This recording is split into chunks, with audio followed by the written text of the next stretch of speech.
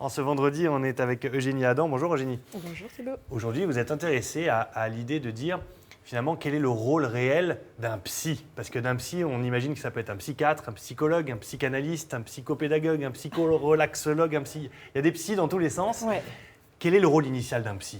Alors, en effet, c'est à la mode le développement personnel, donc il y a des psys qui arrivent dans tous les sens. Le psy, ça sert, c'est pas juste celui qui s'occupe de la folie, comme souvent on l'entend encore, c'est la personne qui va vous aider, par exemple dans des conditions comme aujourd'hui où on subit un peu des traumatismes, où notre vie est chamboulée, à traverser la bousculade, le moment. C'est la personne qui va vous aider un peu dans les moments de votre vie où vous ne trouvez pas tout seul les réponses. Donc il est là pour vous accompagner, pour vous indiquer un peu la route et vous permettre de mieux connaître quels sont vos besoins, qui vous êtes, tout ça à travers de certains outils. C'est pas forcément trouver des solutions, mais c'est donner les bons outils pour essayer de trouver des solutions. C'est pas lui qui va vous donner les solutions, c'est lui qui va vous permettre d'aller vers les solutions qui vous correspondent, parce qu'il va vous permettre de mieux vous connaître. Donc le psy, c'est lui qui va vous aider à être bien dans votre vie, en fait. C'est une espèce de science de l'âme, finalement. C'est la science, étymologiquement, c'est la science de l'âme, exactement, ouais. Donc on essaie par exemple de comprendre ce qui se passe dans la tête, de comprendre les comportements, ouais. de comprendre pourquoi on a agi de telle ou telle façon. Ça analyse un petit peu toutes ces étapes. Ouais, c'est ça. Ce qui est important, c'est de savoir qu'il y a le psy, mais le psy, il y a plein de sortes de psy, comme on le disait, et aujourd'hui, on doit faire la différence entre tous ces types de psy. Donc il y a le psychologue. Le psychologue, c'est celui qui a fait 5 ans d'études, si tout se passe bien, s'il ne redouble pas trop. Donc, il y a un master 2 en fait, et qui est diplômé en santé mentale, finalement. Il peut se spécialiser dans différents domaines, la justice, la clinique, la petite enfance.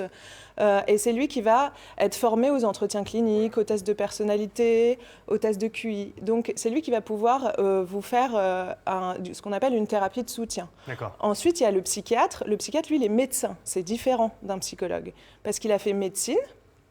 Et puis ensuite, il s'est spécialisé en psychiatrie.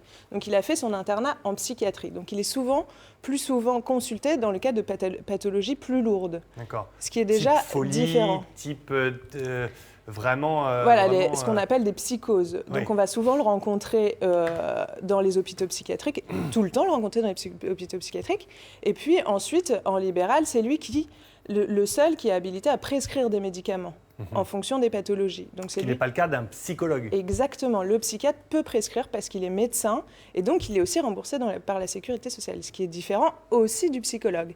Il peut également, parce qu'il est formé aux entretiens cliniques, proposer un suivi, un échange d'écoute. Et parfois, et c'est là qu'on introduit un nouveau terme, il est formé à certaines thérapies, comme le psychologue. Et donc, il peut être psychothérapeute.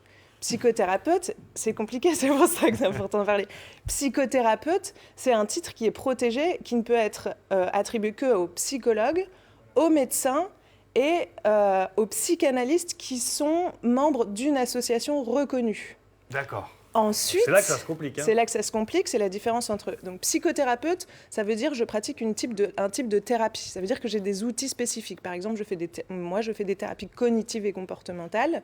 Je peux être formée à la thérapie familiale, je peux être formée à l'hypnothérapie. Maintenant, la différence, c'est psychothérapeute et psychopraticien, qui est un nouveau terme. En fait, psychopraticien, c'est un peu tout venant. Tout le monde peut se former à un type de psychothérapie et devenir psychopraticien. Ça dépend. Pour entrer dans une formation en psychothérapie, les critères varient. Certaines formations vont demander à ce que j'ai un certain niveau d'études, certains diplômes ou que j'ai fait moi-même un suivi, mais ce n'est pas forcément le cas. Donc, vous pouvez être hypnothérapeute après 1 an de formation en hypnothérapie. Mais il faut combien de temps en fonction du problème qu'on a, combien de temps il faut pour choisir quel type Voilà, c'est ça qui est compliqué. Pour bien choisir son psy, je m'assure de sa formation.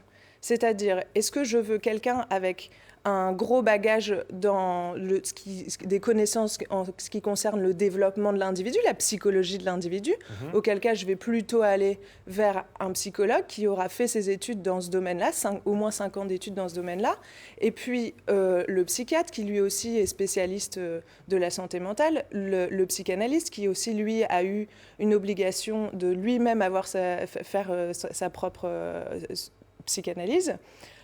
Ensuite, si je veux des thérapies à plus court terme vraiment ciblées sur une problématique, je peux aller voir un psychopraticien.